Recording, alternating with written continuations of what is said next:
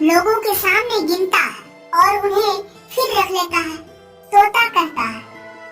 इन रुपया से हम अनगिनत चीज खरीद सकते हैं, खिलौने, मिठाई, बिगुल, गेंद, न जाने क्या क्या। टुनटुन सबसे ज्यादा खुश था। टुनटुन 4-5 साल का बच्चा था। उनके अब्बू कुछ साल पहले बीमारी से जूझकर गुजर गए। उसके बाद उनकी अम्मी न जाने क्यों पीली होती होती गुजर गई। अब टुनटुन अपनी दादी माँ के साथ रहती थी। बूढ़ी दादी अपनी कोठरी में बैठकर रो रही थी। आज तो ईद का दिन है, हमारे घर में तो ईद भी दाना नहीं। इन्हीं सोच में बूढ़ी दादी डूबी जा रही थी। टुनटुन अंदर जाकर अपनी बूढ़ी दादी से कहती है, तुम डरना नहीं अम्मा, मैं सबसे पहले आऊंगा, बिल्कुल नहीं डरना।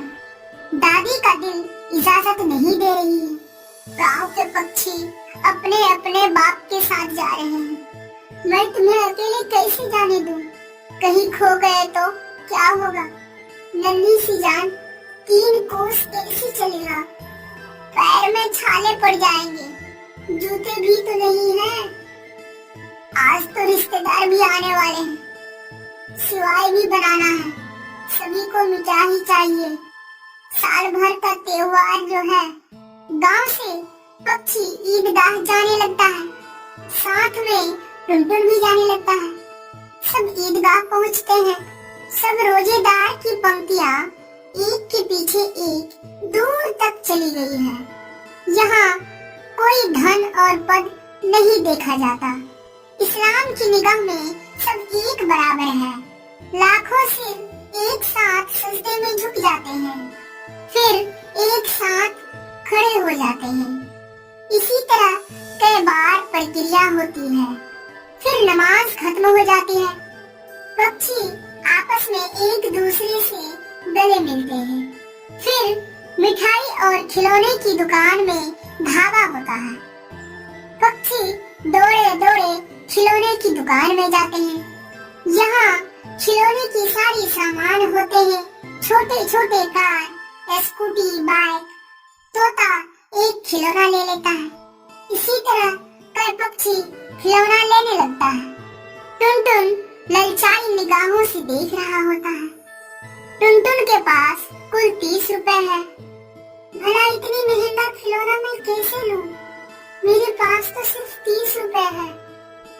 यह मिट्टी और प्लास्टिक का खिलौना अगर हाथ से एक बार छूट गया, ये टूट के बिखर जाएगा।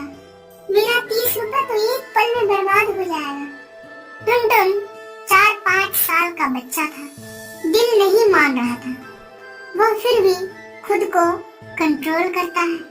फिर सारे पक्षी मिठाई की दुकान पे जाते हैं। टुनटुन भी उनके साथ चले जाते हैं। उन पक्षी के पास रुपयों का कमी नहीं था।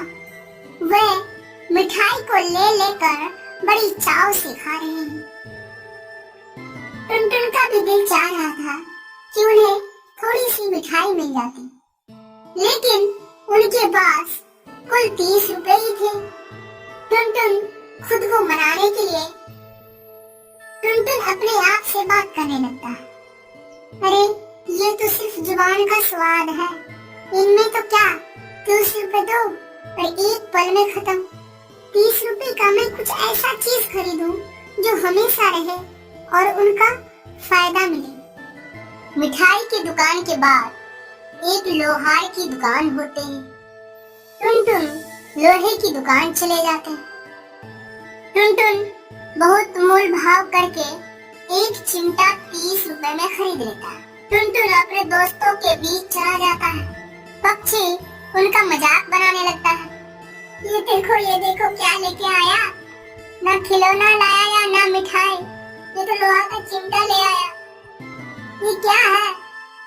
टुनटुन गर्व से कहता है, इसे कंधे पे रख लूं तो बंदूक बन जाता है, ये फकीरों का सहारा बन जाता है और ये दादी अम्मा का हाथ जलने से बचाएगा। तुम्हारे खिलौना का खूबिया कुछ भी नहीं है। तुम्हारा खिलौना और ये मिट्टी का बर्तन हमारा चिमटा से क्या मुकाबला करेगा। हमारा चिमटा का एक लग जाए तो इनका तो धज्जियां उड़ जाएगा।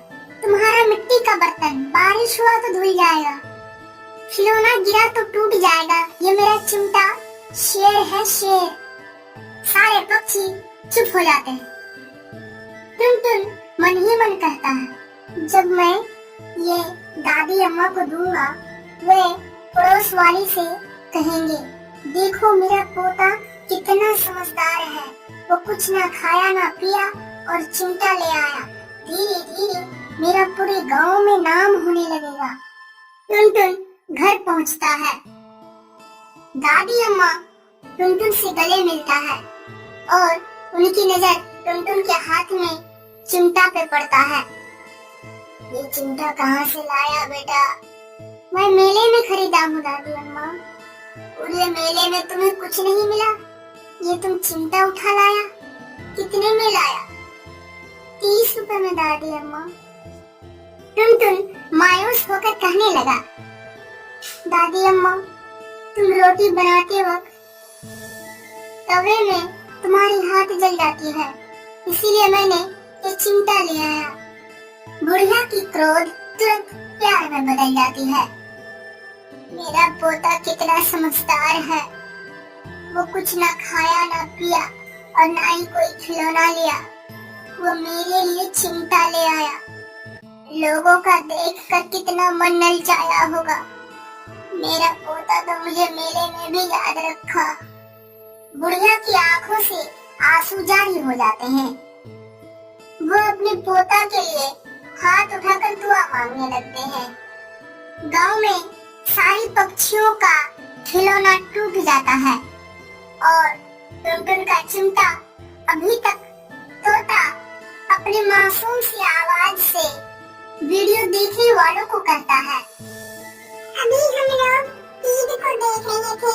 बकरा ईद को देखने के लिए हमारी वीडियो के नीचे सब्सक्राइब लिखा है, आप उन पे क्लिक करें।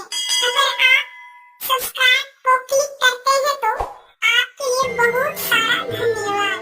ये गुलाब का फूल आपके लिए। आपको गुलाब का फूल पसंद हो तो इसको अंग्रेजी में क्या कहते हैं कमेंट में जरूर लिखें। कोहरा गांव में एक छोटा सा स्कूल है। वह काफी साल पुराना है। बच्चों के बैठने वाली बेंच टूटी हुई है और ऊपर से दीमक लगा हुआ है। ब्लैक बोर्ड पर दरारें पड़ी हुई हैं। साथ ही बारिश के मौसम में स्कूल की छत से बारिश की पानी टपकता है। बच्चों जल्दी से अपना होमवर्क चेक करवा लो, अभी बारिश आने वाली है, नहीं तो तुम्हारी कॉपियाँ भीग जाएंगी। सभी बच्चे बारिश की पानी से कॉपियाँ भीग जाने के डर से जल्दी जल्दी अपना होमवर्क टीचर को चेक कराने लगता है। टीचर सभी बच्चों का होमवर्क चेक करती है और उसे होमवर्क देकर घर भेज देती है। ठीक है बच्चों, सभी अपना अपना होमवर्क घर से तैयार करके आना और सीधे घर चला जाना। रास्ते में इधर उधर भटकना मत। कोई भी मुझे रास्ते में घूमता हुआ नहीं दिखना चाहिए, क्योंकि बारिश तेज होने वाली है। बारिश में भीग जाओगे तो तबीयत खराब हो जाएगी। ठीक है मैडम, हम सब स्कूल से डायरेक्ट घर चले जाएंगे। सभी बच्चे घर चले जाते हैं और मैडम भी सारी खिड़की और दरवाजे को बंद करके घर चली जाती है। सबके घर चले जाने के बाद एक जोर की बारिश आती है और साथ ही आंधी तूफान आ जाता है। तूफान के चलते स्कूल टूटकर नीचे गिर जाते हैं। अगले दिन जब मैडम स्कूल आती है, देखती है सारा स्कूल टूटकर खत्म हो चुका होता है। लो, अब यही देखना बाकी रह गया था। जैसे तैसे हम इस स्कूल में काम चला रहे थे, अब ये भी टूटकर गिर गया। अब तो वो भी नहीं रहा, अब बच्चों को कैसे पढ़ाऊंगी? टीचर गांव के मुखिया के पास जाती है। मुखिया को इस बारे में बताती है। मुखिया जी, मेरा स्कूल तूफान की वजह से टूट गया है। मुझे इन बच्चों को पढ़ाने के लिए एक स्कूल की जरूरत है। क्या आप हमारी कुछ मदद कर सकते हैं?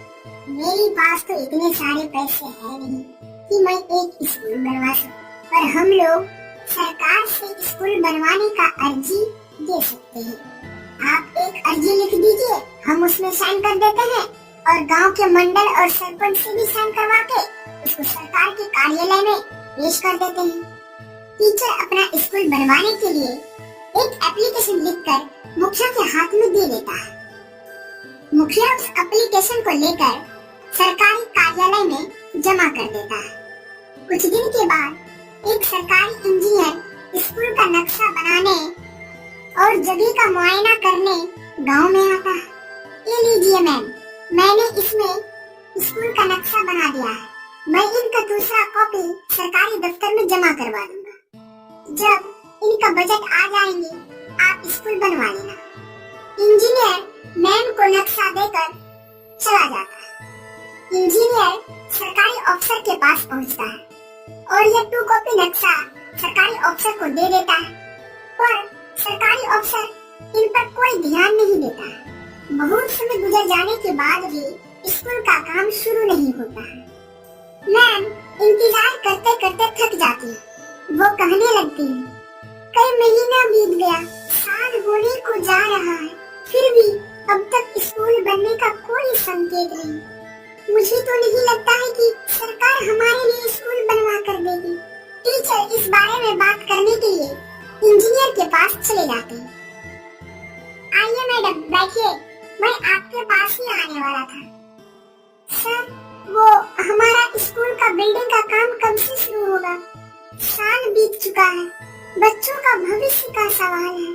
सर, अब हमारे साथ ऐसा तो ना करें। अब आपको क्या बताऊं मैडम, मैंने तो उसी दिन नक्शा दे दिया था, बिल भी पास हो गया था, बजट भी आया था, पर सरकारी अफसरों ने खा लिया और कागजों में ये दिखा दिया कि स्कूल बन चुका है। अच्छा, तो ये बात है, सरकारी अफसरों से अब उम्मीद भी क्या किया जा सकता है? लोगों ने तो बच्चों का भविष्य के बारे में भी नहीं सोचा। कम से कम स्कूल का पैसा तो छोड़ देते, कम से कम बच्चों का भला हो जाता। मैं समझ सकता हूँ मैडम, आपका बच्चों का भविष्य खराब हो गया, पर मैं क्या करूँ मैडम, मैंने तो अपना काम कर दिया। नहीं, मैं इतनी आसानी से बच्चों के भविष्य को खराब नहीं होने दूंगी। स्कूल नहीं बना तो क्या हुआ, मैं अपने बच्चों को पेड़ के नीचे पढ़ा लूंगी।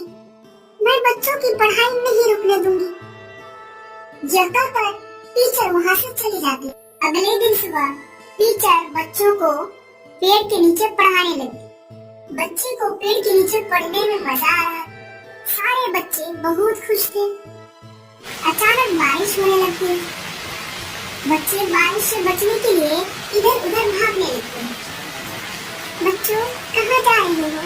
आराम से बच्चों, बारिश में फिसलना मत। एक पेड़ के ऊपर बड़ा सा घोंसला होता है, जिसके नीचे सारे बच्चे खड़े हो जाते हैं बारिश से बचने के लिए।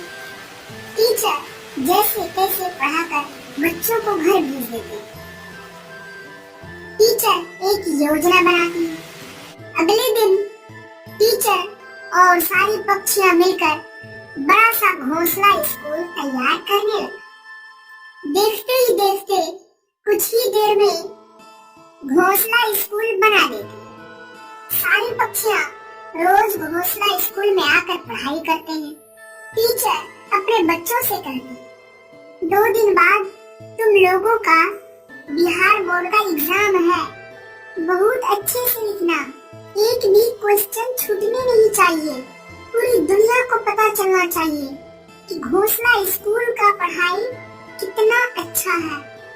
जी मैडम, ठीक है। सब कोई डायरेक्ट अपना घर जाना, इधर उधर घूमने में वक्त को बर्बाद नहीं करना। सारे बच्चे अपने अपने घर चले जाते। अगले दिन सुबह सारे पक्षी स्कूल पहुंचते हैं और टीचर उनसे कहते हैं, कल तुम लोगों का एग्जाम है। मेरे बच्चों, तुम लोगों को ही बिहार में टॉप करना है। जब तक बच्चे एग्जाम हॉल में एग्जाम दे रहे हैं, 48 + 12 आप कमेंट में जरूर लिखें। 3 दिन बाद टीचर और सारे बच्चे एग्जाम से स्कूल लौट आते हैं। सब पक्षियों के पास रिजल्ट का पेपर होता है। सारे पक्षियाँ 95% प्लस होता है। और खुशी की बात यह है, तोता और टुनटुन पूरे बिहार में फर्स्ट आता है। यह खबर बिहार के सरकार बाज को पता चलता है। बाज अपने बॉडीगार्ड से कहता है, सुनो मेरे बॉडीगार्ड, यह खबर उन टीचर तक पहुंचा दो और उन्हें अपने साथ ले आओ, उन्हें कुछ इनाम में दिया जाएगा।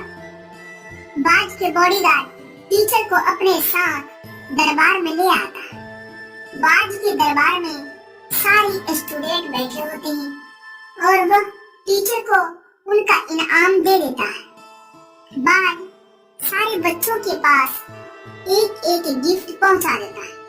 टीचर बाज से सारी बात कहने लगती है। सरकार, कुछ समय पहले आंधी तूफान में मेरा स्कूल टूटकर बिखर गया था। मैं उसका एप्लीकेशन लिखकर सरकारी दफ्तर में पेश किया था, लेकिन सरकार, मुझे अब तक स्कूल नहीं मिला। क्या आप मुझे एक स्कूल बनवा के दे सकते हैं? क्या तुम्हें स्कूल नहीं मिला? मैंने स्कूल बनवाने के लिए पूरे 1.5 करोड़ सरकारी दफ्तर तक भेजा था। क्या सरकार, वो सारी रुपया कर्मचारी के सारे दफ्तर मिलकर उसे खा चुके हैं? ठीक है, अभी चलो मैं न्याय करता हूँ। बाज और टीचर वहाँ से सरकारी दफ्तर के पास पहुँचते हैं। सरकारी दफ्तर के सारे पक्षियों से कहा, कालू कौवा को बुलाओ। कालू कौवा ने स्कूल का सारा रुपया खा चुका है। कालू कौवा आ जाता है और उन्हें डांटते हुए नौकरी से निकाल देता है। कालू कौवा गुस्से में वहाँ से चला जाता है और वे एक पेड़ के नीचे बैठ जाता है। वो अपने आप से बातें करने लगता है, इस बार इलेक्शन मैं लड़ूंगा और ये बाज की सरकार को गिरा दूंगा।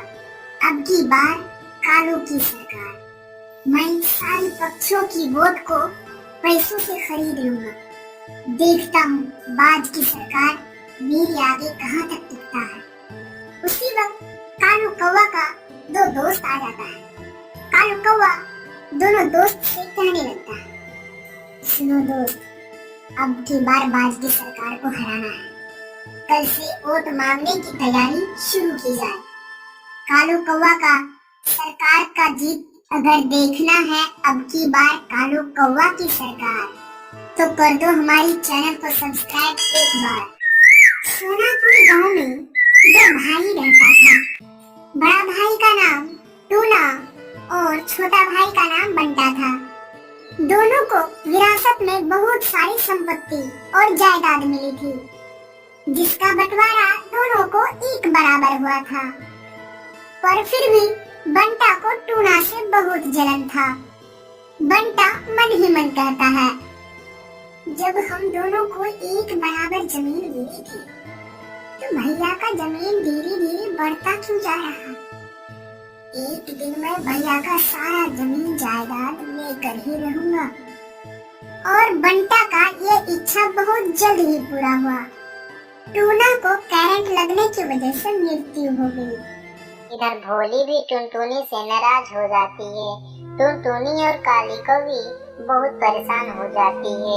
अगले दिन जब वो काम पर जा रहे थे तो वो रास्ते में बातें कर रहे थे।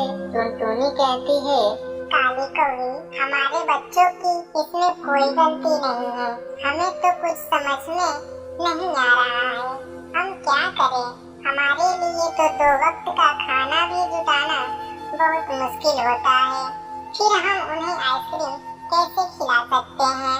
हम उन्हें कोई सुखिया नहीं दे सकते हैं। देख, गलती हमारे बच्चों की भी नहीं है। तुम तो देख ही रही हो गर्मी कितनी ज्यादा बढ़ गई है। ऐसे में आइसक्रीम खाने का मन तो सबका करता है। मन तो हमारा भी होता है, लेकिन हम क्या करें और हम उन्हें कैसे समझाएं? हाँ टुनटुनी, मैं तुम्हारी बातों से बिल्कुल सहमत हूँ। मुझे भी ऐसा ही लग रहा है। बंटी भी मुझसे नाराज हो गया है। वो कह रहा है कि जब तक मैं उसको आइसक्रीम नहीं खिलाऊंगी वो मुझसे बात नहीं करेगा। वो कुछ खा पी भी नहीं रहा है। मुझे तो कुछ समझ में नहीं आ रहा है, मैं क्या करूं? मैं उसके लिए आइसक्रीम कहां से खरीदूं? उतने पैसे तो है ही नहीं मेरे पास। टुनटुनी और काली कौवी की बातें वहाँ पर एक बैठी हुई बूढ़ी चिड़िया सुन रही थी। वो उन दोनों के पास जाती है और कहती है, अरे बच्चियों, क्या बात है? तुम दोनों इतनी परेशान क्यों लग रही हो? अरे बूढ़ी अम्मा, वो हम दोनों ना बहुत गरीब हैं। हमारे हालात इतनी खराब है, हम दूसरों के घरों में जाकर काम किया करते हैं और हमारे बच्चों को आइसक्रीम खाना है। उन दोनों ने आइसक्रीम खाने की जिद पकड़ ली है। अब हम उन्हें आइसक्रीम कहाँ से खिलाएं? इसके लिए पैसे कहाँ से लाएंगे? हमारे पास तो पैसे है ही नहीं। कोई बात नहीं बच्चियों, तुम दोनों चिंता मत करो, मैं तुम्हारी मदद करती हूँ। ये लो, ये तुम दोनों ले जाओ। इसमें बहुत सारी आइसक्रीम के बीज हैं, इन्हें बो देना।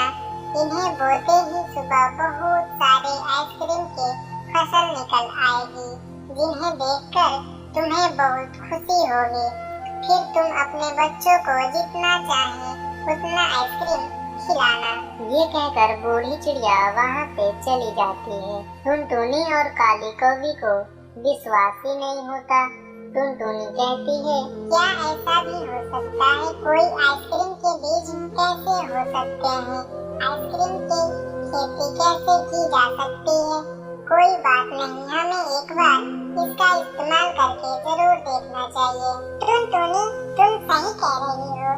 चलो चलो, हम दोनों जल्दी से घर जाकर इन बीजों को बो देते हैं। अब हमें काम करने की क्या जरूरत है? इनसे बहुत सारे आइसक्रीम निकलेंगे, फिर हम उन्हें बेचकर बहुत सारे पैसे कमाएंगे। नहीं नहीं काली कौवी, मैं इन बीजों को बोऊंगी जरूर, लेकिन काम करके घर जाने के बाद बो दूंगी। अभी मैं अपना काम नहीं छोड़ सकती, क्योंकि मुझे इन बीजों पर कुछ भी भरोसा नहीं है। क्या बताएं ये काम करे या ना करे, इन बीजों के ऊपर आधारित नहीं रहना है। मैं जा रही हूँ अपने काम करने। टुनटुनी काम करने के लिए चली जाती है। काली कौवी अपने घर आ जाती है और अपने खेतों में सारे बीजों को बो देती है। फिर सुबह काली कौवी अपने खेत पर जाती है तो वह देखती है कि खेत में एक भी आइसक्रीम का पौधा नहीं निकला है। तो वही टुनटुनी के खेत में आइसक्रीम लहलहाता रह रहा था। ये देखकर टुनटुनी बहुत खुश हो जाती है। वो अपनी बेटी को उसका मनपसंद आइसक्रीम खिला देती है। इतना ही नहीं, वो जंगल की सारी पक्षियों को बहुत सारी आइसक्रीम खिला देती है। जब काली कौवी को पता चलता है तो वो टुनटुनी के पास आती है और उससे कहती है, अरे टुनटुनी, तेरे खेत में तो इतने सारे आइसक्रीम हरे भरे हैं। मेरे खेत में तो एक भी आइसक्रीम का पौधा नहीं निकला। मुझे लगता है कि बूढ़ी अम्मा ने जो बीज मुझे दिए थे वो बीज खराब थे, इसीलिए वो बीज काम में नहीं आए। कोई बात नहीं, मैं भी फिर उनके पास जाती हूँ और बीज ले आती हूँ। इस बार भी देखना, मेरे खेत में भी बहुत सारे आइसक्रीम निकलेंगे। मैं फिर उन्हें बेचकर खूब पैसे कमाऊंगी। काली कौवी, तुम बुरा ना मानो तो एक बात कहती हूँ, तुम ये सब मत सोचो। तुम काम क्यों नहीं करती? तुम अपने बेटे बंटी कौवे के लिए यहीं पर से ले जाया करो। उसे जितना खाना होगा उतना खिला देना। अरे नहीं नहीं टुनटुनी, अगर मैं यहाँ से लेकर जाऊंगी तो मैं बस बंटी को खिला सकती हूँ, लेकिन मैं अगर अपने खेत में लगाऊंगी तो मैं उसे तोड़कर बाजार में भी बेच दूंगी। और मैं तुम्हारी तरह ये दान देने का काम नहीं करने वाली। मैं तो सबको पैसे से ही आइसक्रीम दूंगी, किसी को भी फ्री में नहीं खिलाऊंगी।